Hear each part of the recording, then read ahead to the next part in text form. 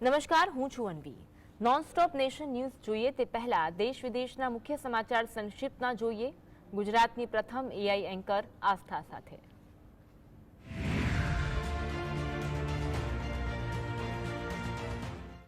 નમસ્કાર, હું છું એઆઈ આસ્થા. જોઈએ મહત્વની ખબરો. રાજ્યસભામાં જયા બચ્ચનના સમર્થનમાં હોબાળો થયો હતો. રાજ્યસભા અધ્યક્ષ જગદીપ ધનખડના વર્તનને લઈ જયા બચ્ચન દ્વારા વિરોધ નોંધવામાં આવ્યો હતો. રાજ્યસભામાં વિપક્ષના સાંસદો દ્વારા વોકઆઉટ કરવામાં આવ્યું હતું. રાજ્યસભા અધ્યક્ષના વાત કરવાના ટોનને લઈ જયા બચ્ચન દ્વારા વિરોધ નોંધાવ્યા બાદ હોબાળો થયો હતો. રાજ્યસભામાંથી વિપક્ષના સાંસદો દ્વારા વોકઆઉટ કરવામાં આવતા સરકારે નારાજગી દર્શાવી હતી. સરકારે વિપક્ષના વર્તનને અયોગ્ય અને બેજવાબદાર ભર્યું ગણાવ્યું હતું. જેપી નડ્ડા દ્વારા રાજ્યસભામાં વિપક્ષના વર્તનને લઈને નિંદા પ્રસ્તાવ મૂકવામાં આવ્યો હતો. લોકસભામાં સંસદીય બાબતોના પ્રધાન કિરણ રિજિજુએ વકફ સુધારા બિલ 2024 માટે જેપીસીની રચના કરવાનો પ્રસ્તાવ મૂક્યો. જેપીસી માટે લોકસભાના 11 સાંસદોના નામનો પ્રસ્તાવ મૂકવામાં આવ્યો. જેપીસીની નિમણૂક મામલે રાજ્યસભાને 10 સભ્યોના નામની ભલામણનો પ્રસ્તાવ મૂક્યો. મનીષ સિસોદિયાને 17 મહિના બાદ સુપ્રીમ કોર્ટમાંથી જામીન મળ્યા. દિલ્હીના પૂર્વ મુખ્યમંત્રી મનીષ સિસોદિયા મામલે ચુકાદો સંભળાવતા સુપ્રીમ કોર્ટે કહ્યું, મનીષ સિસોદિયા લાંબા સમયથી જેલમાં છે. કોઈ પણ સજા વિના આટલા લાંબા સમય સુધી જેલમાં રાખી શકાય નહીં. જે બાદ તેમને જામીન આપવામાં આવ્યા. મનીષ સિસોદિયાને 17 મહિના બાદ જામીન મળતા દિલ્હીના મંત્રી આતિશી ભાવુક થયા હતા. એક કાર્યક્રમમાં સંબોધન દરમિયાન તે ધ્રુસકે રડી પડ્યા હતા. આતિશીએ મનીષ સિસોદિયાને શિક્ષા ક્રાંતિના જનક ગણાવ્યા હતા અને તેમને જામીન મળવાની ઘટનાને ઐતિહાસિક ગણાવી હતી.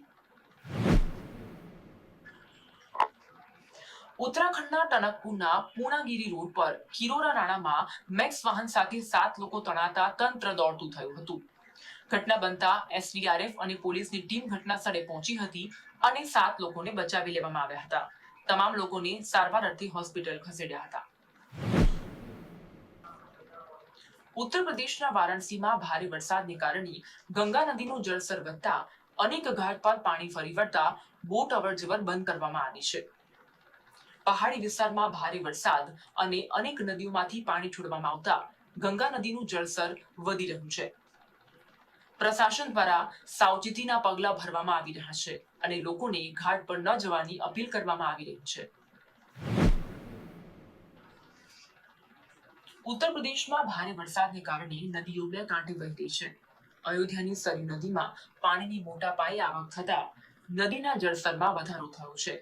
સરયુ નદીમાં પાણીની ભારે આવકના પગલે લોકોને નદી કિનારે ન જવાની અપીલ કરવામાં આવી છે.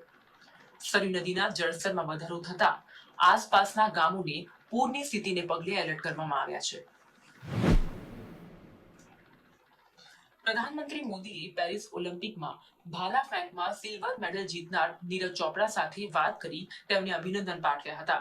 પ્રધાનમંત્રી મોદીએ નીરજ ચોપડાને થયેલ ઈજા વિશે વિસ્તૃત વાત કરી હતી. નીરજ ચોપડાની મહેનતને તેમણે બિરદાવી હતી. જમ્મુ કાશ્મીરના કુલગામમાં સેનાને પેટ્રોલિંગ દરમિયાન એક શંકાસ્પદ વસ્તુ મળી આવી હતી. કુલગામના બલુસામાં રસ્તાના કિનારે સેનાને પેટ્રોલિંગ દરમિયાન શંકાસ્પદ વસ્તુ મળી આવતા બોમ્બ ટીમ બોલાવવામાં આવી હતી. ટીમ દ્વારા સમગ્ર વિસ્તારને કોર્ડન કરી સર્ચ ઓપરેશન હાથ ધરવામાં આવ્યું હતું. આભાર. આવી જ ખબરો સાથે ફરી મળીશું આવતીકાલે રાત્રે 9 વાગે એઆઈ એન્કર આસ્થા સાથે.